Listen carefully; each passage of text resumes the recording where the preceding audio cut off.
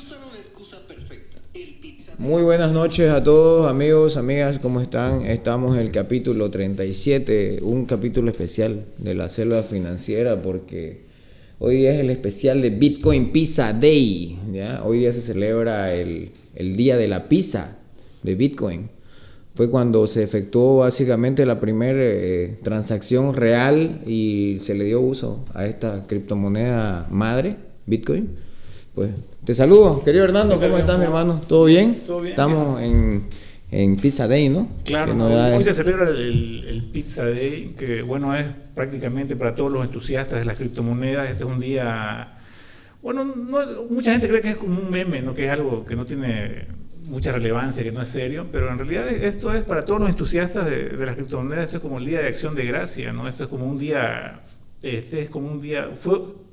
un hito en realidad.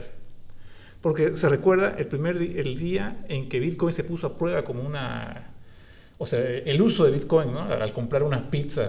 Se volvió real, ¿no?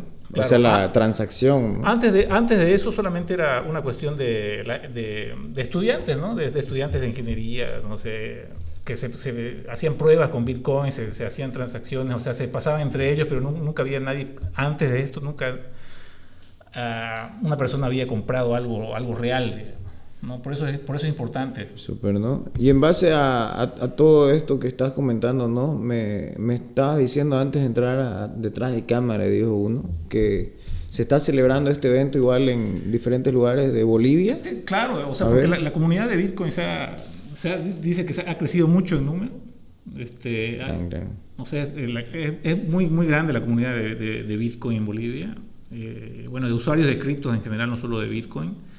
Pero tengo entendido que están habiendo eventos en Santa Cruz, en Cochabamba y en La Paz. Bueno, se van a reunir todos, obviamente, me imagino que a comer pizza, ¿no? Claro. Y en Santa Cruz, la CAINCO está cediendo sus espacios Buenísimo eso, ¿no? Para este evento, ¿no? Y bueno, nosotros aquí también vamos a hacer lo propio aquí en Trinidad, ¿no? Tal cual, ¿no? Tenemos unas pequeñas diapositivas que hemos preparado para hablar un poquito vamos a hablar de la historia, ¿no? Un poquito del Bitcoin hasta el punto, pero rápido, ¿no? Hasta llegar al punto de por qué el Pizza Day es una piedra. Por eso suena gracioso, pero así es esto, ¿no? Es la piedra angular en realidad ya de esta criptomoneda, ¿no? La criptomoneda rey o reina, ¿no? Bitcoin. Tenemos el hito, ¿no? Del software a la realidad económica tangible. Hace 16 años fue que ocurrió exactamente esta transacción de que, bueno, este experimento de laboratorio, ¿no? Como se ve ahí en la diapositiva, se convirtió en algo. El 2010 fue. 2010 fue, ¿no? ¿Cuántos años tenía Bitcoin en ese época? ¿4 años? El 2008 había salido Bitcoin. O sea, 2 años nomás. Porque ya, justo, claro. Mira, si te fijas en la parte 3, ahí dice en el contexto que fue justamente en respuesta a la crisis subprime que hubo cuando quebró Lehman Brothers. Y hubo una crisis inmensa a nivel mundial a causa de la quiebra de ese banco de Lehman Brothers. Sí, me acuerdo de eso. ¿No? Entonces ahí es, digamos, donde empezó a crearse básicamente, ¿no? Ahí fue donde salió el white paper, digamos, ahí más adelante creo que es donde dice, bueno, en realidad las raíces, mira, vienen de más antes, ¿no? Porque vienen desde los años 80 y 90, ¿no? Con matemáticos y criptógrafos. Matemáticos de los años 80, 90, ¿no? Ellos estaban básicamente, ya exigían, ¿no? Sistemas de transacciones anónimas, ¿no? Pero hubo un montón de intentos fallidos, ¿no? O sea, harto intentaron Hubieron varios experimentos antes de Bitcoin, como igual, creo que hay uno que igual se puso, que es conocido, ¿no? Que se llamaba, no recuerdo su nombre, lo voy a buscar ahorita. ¿No será BitGold? Creo que sí era. Ahí mira, está en la tercera columna justo de eso. Ya. Mira, porque hubieron 2, 3, hubieron. Claro, en sí. 1989 por David Chaum, ya DigiCash se llamaba. Fue DigiCash, DigiCash, es el 89, fue el primer intento en realidad ese, DigiCash, eso tengo entendido. Ahora. El segundo es B-Money, el 98, de esa nunca escuché. Yo de la que escuché fue de BitGold, ¿no? Porque fue la primera que utilizaba ya. En realidad esa fue la primera que yo no escuché que había antes de Bitcoin, no sabía de las dos anteriores. porque fue la primera que utilizó prueba de trabajo, o sea, que es la base, ¿no? Es la base de Bitcoin. O sea, es prácticamente lo que hace a Bitcoin, lo que le da la robustez a Bitcoin es la prueba de trabajo. Es eso, ¿no? A la red, ¿no es? Claro. Porque básicamente Bitcoin es una red, ¿no es? Sí. Es una red, digamos, ¿no es? Un token, o sea, un Bitcoin es un token o sea, un pedazo de esa red, digamos, un pedacito Claro, de esa red, ¿no es? O sea, Bitcoin es muchas cosas, viejo. Hay muchas capas. Bitcoin no solamente es, como digo, el activo, viejo. No solamente un activo, no solamente el dinero duro. Para los traders solamente como vos, por ejemplo, el dinero duro. Claro, el dinero duro, almacén de valor. Pero para mí, digamos que yo le veo más no solamente la cuestión de dinero, así, para mí tiene un montón de capas Bitcoin, viejo. Es una red, es como te digo.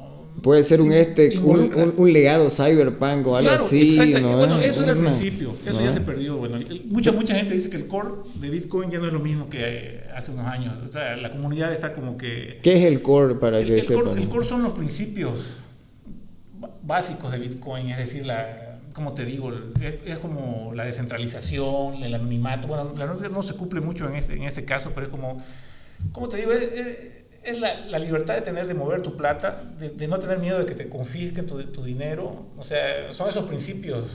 Pero hasta ahora no te pueden confiscar tu Bitcoin, ¿no? A no ser que te agarren a punta de, claro. Secuestro, ¿no? O que el gobierno no te agarre, ¿no? Pero eso ya ha pasado, pues digo, no sé si has visto el caso de ese asiático, bueno, era americano, pero que robó a Silk Road no sé cuántos millones de Bitcoin. Yeah. En realidad se lo han confiscado, digamos, la CIA, el FBI, no sé. O sea, ya han habido varios casos de eso. O sea, eso es básicamente lo que dice que Bitcoin como tal, por eso dijiste que no es anónimo como tal, ¿no es? No. Pero o sea, inconfiscable digamos que es, ¿no? Ya eso pues son casos un poco extremos, ¿no? Eso puede cambiar dependiendo, pues, digo, porque cómo lo puede volver súper inconfiscable si por ejemplo, si te raptan, digamos, ¿entendés? Mira, como ya lo expusimos, lo expuse por lo menos, no sé si se acuerdan, hace creo que ya un poco más de un mes cuando hablé sobre NAT. Bueno, la gente no creo que se acuerde mucho porque hay muchos detalles técnicos.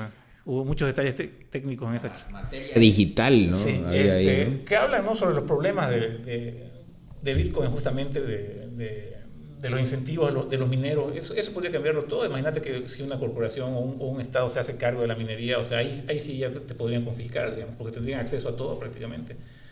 O sea, si tienen más del 50% de la red, ¿no? Claro, por eso, o sea, si mientras sea descentralizado, o sea, por eso dicen, la comunidad misma de Bitcoin dice que, o sea, ya no es lo mismo que antes, que ahorita Bitcoin ha sido secuestrado por las manos institucionales, ¿no? Ya no es de la comunidad. Ahora, todos los movimientos de Bitcoin prácticamente son ocasionados por BlackRock, por esta gente que mueve.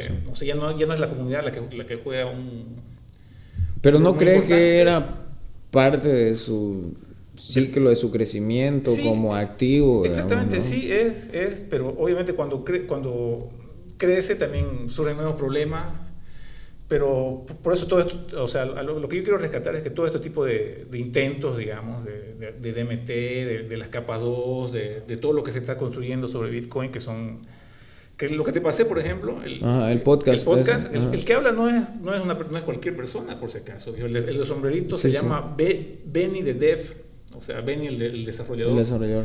Que es una eminencia en el Bitcoin. O sea, es una de las personas más respetadas dentro del mundo. Dentro de la comunidad Bitcoin. De la comunidad Bitcoin. O sea, que si ellos están haciendo este proyecto, si ellos le dan el visto bueno, también es lo que hay que tomar en cuenta, ¿no? Pero vos, como me dijiste, hiciste tu investigación, hay cosas que no cuadran. Yo también, o sea, hay muchos retos, digamos, ¿no? Claro. Pero eso depende de si esta narrativa es adoptada por la gente, ¿no? Pero bueno, nos estamos yendo un poco desviando. Claro, al NAT, ¿no? Estábamos hablando ya de NAT, ¿no? Que es otro protocolo que la idea que tiene en el trasfondo es poder incentivar a los mineros de Bitcoin, que los mineros de Bitcoin al fin y al cabo son los que sostienen la red de Bitcoin, ¿no? Y necesitas incentivos, ¿no? Cuando haces algo por algo es un intercambio, ¿no? Entonces ellos quieren Bitcoin a cambio, ¿no? Y cada vez su minería les factura, ellos tienen que pagar luz, tienen que pagar equipos, ¿no? Tienen que renovar equipos, Ajá. y aparte cada vez los incentivos son menores. Pues. Eso, pues, ¿no? Cada vez es menos.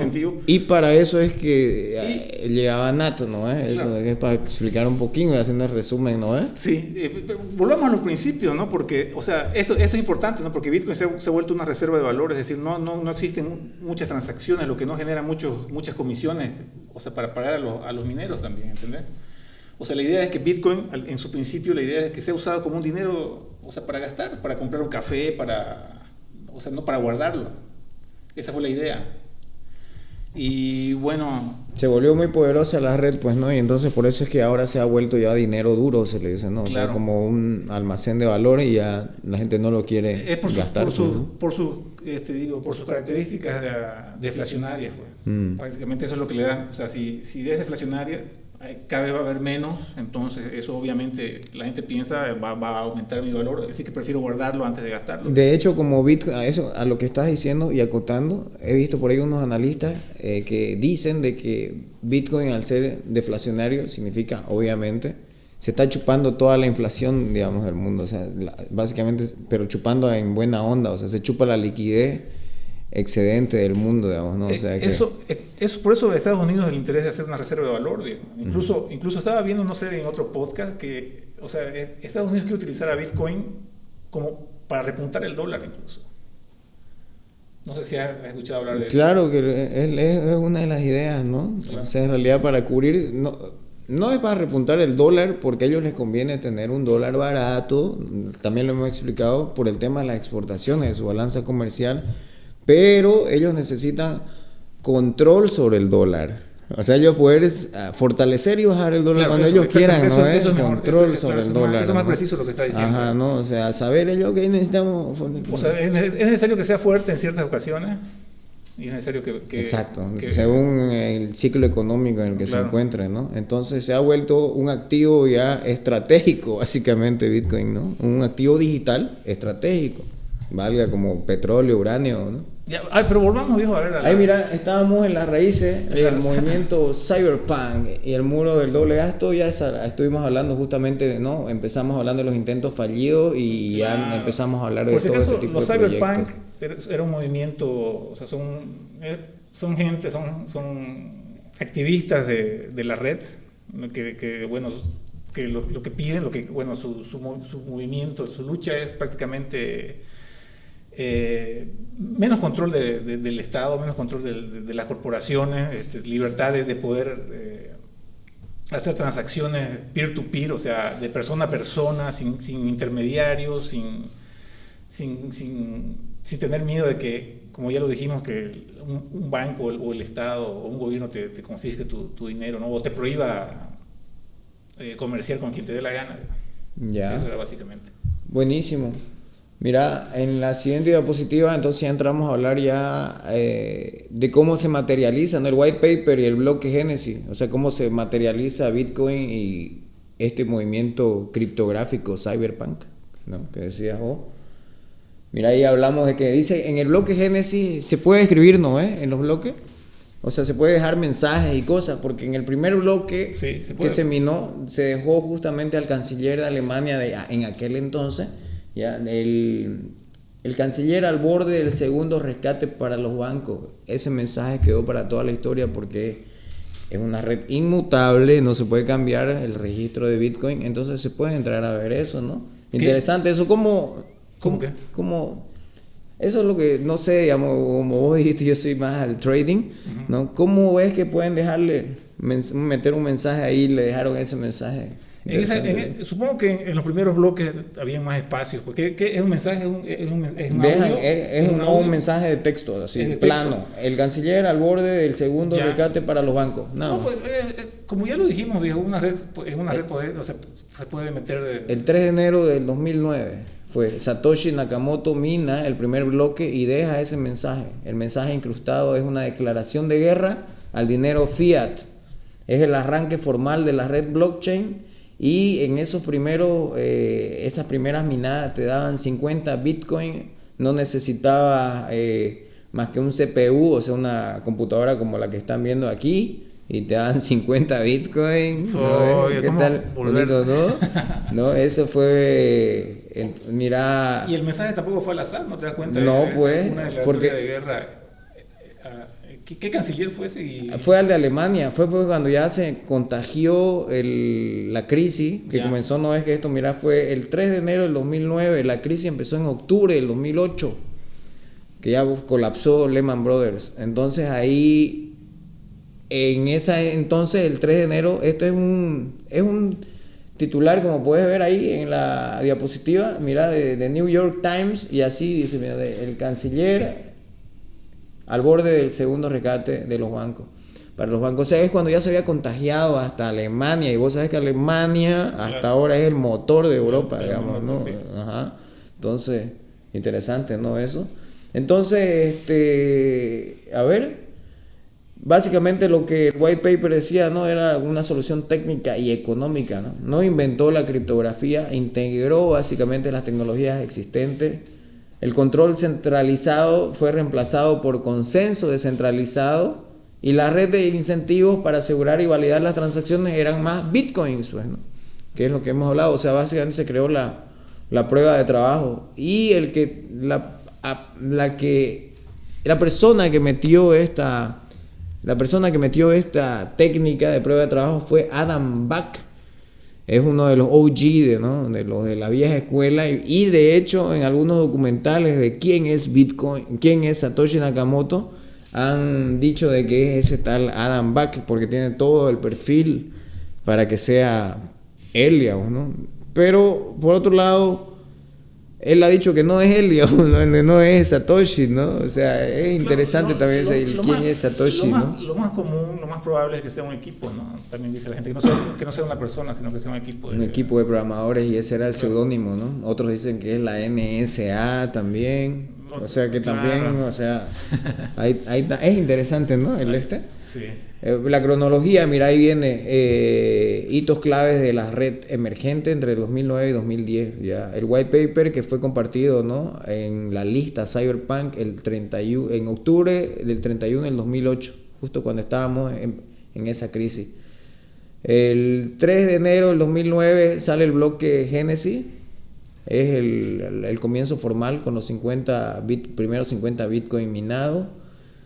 Satoshi y Hal Finney hacen la primera transacción peer-to-peer, persona a persona. Claro que no se vieron, ellos eran... por eso nadie sabe quién es Satoshi, ¿no? El peer-to-peer significa punto a punto, no es que sea persona a persona físicamente, ¿no? O sea, yo puedo estar en cualquier parte del mundo, ¿no? Eso significa peer-to-peer. Mira. Y el primer tipo de cambio teórico, porque era teórico, dice, fue $1 equivalía a 1.309 Bitcoin. Y estaba basado en la electricidad, que hasta ahora básicamente es eso, digamos. O sea, un Bitcoin es un almacén de electricidad. ¿Cuánta electricidad está almacenado en eso para producir ese Bitcoin, ¿no?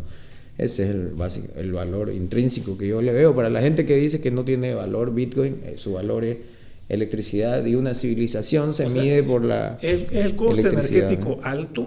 Eso es lo que le da, lo que hace que el Bitcoin sea seguro y que sea un dinero caro. O sea, cuesta mucho producir, y eso es lo que le da también su valor. Su valor. ¿No? O sea, si no fuera el alto, o sea, las grandes cantidades de electricidad que consumen los mineros para mantener la red de Bitcoin, o sea, Bitcoin no valdría lo mismo. Claro. O sea, como dicen, son sus características, como lo comparan a un sistema, bueno, como te digo, termodinámico, ¿no? Es decir, consume harta electricidad, o sea, genera entropías alrededor, pero para generar un producto que tiene baja entropía, es decir, que es estable.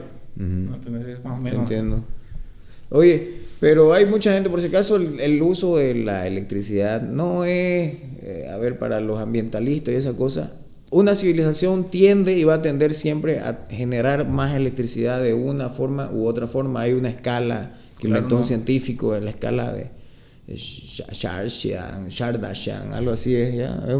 Tiene su nombre, y es una escala matemática, ya que las civilizaciones nos medimos la evolución por la escala de electricidad que nosotros logramos producir. O sea, es decir, cuánto dominamos los elementos que tenemos a nuestro alrededor, luego afuera de nuestro alrededor, o sea, en el espacio, luego en nuestro sistema solar y así. Véanlo, búsquenlo en YouTube.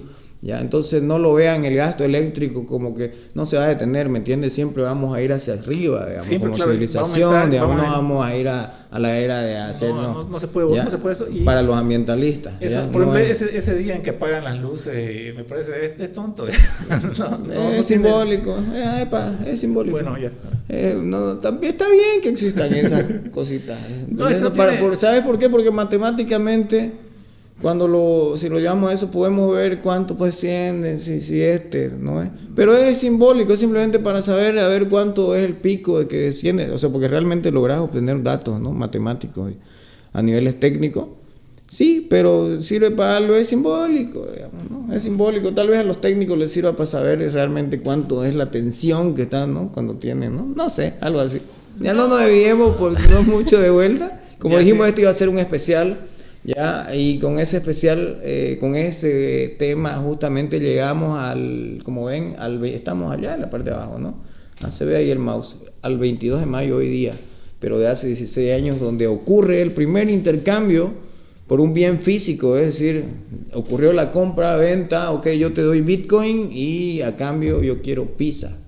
Y ahí ocurrió entonces, ¿no? Eso, claro. El intercambio, ¿no? Eso fue en Florida, viejo. Fue un programador que se llamaba, aquí tengo, Laszlo Hanjeks. Ya él fue el primero en realizar una compra y puso un aviso en un foro que se llamaba Bitcoin Talks. Bitcoin Talk, ¿no? Sí. Y puso un aviso, ¿no? Para si alguien le daba una pizza, le daba. ¿Cuál fue la cantidad? Fueron 10,000, ¿no? 10,000 bitcoins por un par de pizzas, ¿no? Y bueno, alguien respondió al par de días y hicieron el trato y esa fue la primera compra, ¿no? con Bitcoin. Bueno. Y se pagó, ¿no? Mira, aquí dice el trato fue por el IRC. Por el chat, pues, IRC. Por el chat IRC, ¿no? Claro. El chat IRC, el 22 de mayo del 2010. Jeremy Sturtevant, de 19 años. Él fue el que le vendió, ¿no? Claro. A través de una Papa John's fue la pizza. Eso es el equivalente, bueno, 10,000 bitcoins en esa época eran como $40, $30, dice, ¿no? Más o menos. $40, $41, ¿no? Bueno, hay que sacar los cuentas ahora cuánto sería, ¿no? De cuánto tendrá, ¿no? Ese Jeremy, ¿cuántos BTC tendrá guardados todavía? No, dice que los vendió y se compró equipos y viajó y todo eso. Pero bueno, hay que tener en cuenta que no es que haya perdido, era lo que valía en esa época. Claro, ahora no es como claro. Que, no, ¿cómo vas a...? Claro, si uno fuera divino, no, claro. No, obviamente no. Entonces, ¿por qué el Pizza Day es la piedra angular de la economía cripto? Pasamos a la diapositiva. Para los operadores del mercado, este evento representa el verdadero génesis económico debido a 3 razones estructurales, ¿no? El descubrimiento del precio orgánico, o sea, ya no el precio que dijimos hace un rato, basado en electricidad, sino que el nacimiento real del dólar, o sea, básicamente el primer suelo del precio real, el Bitcoin, eso que ven en el punto 1, aquí, donde traigo el mouse, ¿no? Fue de 0.0041 centavos por Bitcoin. Ese fue su precio inicial, el día del Pizza Day, el precio cero, en otras palabras, ¿no? ¿Sabías vos eso? No. Yo tampoco. Hay varios datos que no sabía en realidad. Que está bueno, súper, ¿no? Súper. De la teoría a la matemática a la liquidez real, ¿no? Esto fue lo que hemos estado hablando, fue la demostración real de que Bitcoin puede y podía ser utilizado. O sea, la teoría se volvió real, ¿no? Eso, ¿no? De que podía cumplir como la función monetaria, la transferencia directa entre desconocidos, poder de compra real transferible y que no requería bancos ni tarjetas de crédito. La activación de los incentivos de minería, lo que hablábamos, y ahí fue donde un rato nos colgamos hablando sobre NAT, este protocolo, ya, la seguridad, pero no tiene nada que ver en este entonces, ¿no? Para entonces ya. La seguridad de la red, el hash rate o el escalado, ya. El incentivo real para los mineros básicamente ha sido económico, ¿no? Para invertir capital en máquinas, ¿no? Que mantengan la red viva, ¿ya? Y el incentivo es como tal Bitcoin, ¿no? Entonces, ahora ya estos son algunas lecciones, digamos, ¿no? Que sacamos, ¿ya? Por ejemplo, el protagonista pionero fue Laszlo, ¿no? Hanjeks, como dijiste, ¿no? Su acción realizada cambió 10,000 Bitcoin, gastó básicamente 100, por 2 pizzas, ¿no? En ese verano. Destino del capital dice, no conservó las monedas, usó el Bitcoin como medio de intercambio. Básicamente esta diapositiva es de que como vendió, uno perdió, el otro ganó, ¿no? Es un poquito de la teoría de juego, ¿no? Aunque como vos dijiste, al final es lo que valía en aquel entonces, ¿no? Es su valor, ¿no? Que tenía, ¿no? Ay, aquí mira, dice viaje por carretera a largo plazo. Sí hizo, ¿no? Su viaje. Claro, hizo viaje. Ajá, en el punto 4, mira, dice, ¿no? Ya, y compró equipo de computadora, porque igual era estudiante, igual de... Ah, era buenísimo, buenísimo, ¿no? Entonces, eso, mira, con respecto a esas son las diapositivas que tenemos. Hay que festejarlo, pues, ¿no? El día. Claro. ¿Ah? Lo vamos a festejar con producción. Bueno, este era un especial, ¿no? Un capítulo especial. Para la próxima semana ya volvemos, ¿no? Y tal vez ya con algún invitado que tendremos. Ya estaremos por ahí contándole. Eso es, ¿no? Sí, eso es todo. Bueno, y eso para la gente que no sabía, que no sabía que existía este día. Bueno, hoy se celebra el Pizza Day, así que para todos los que están son parte de la comunidad cripto, bueno, feliz Pizza Day, ¿no? Feliz Pizza Day. Eso sería todo por hoy. Gracias.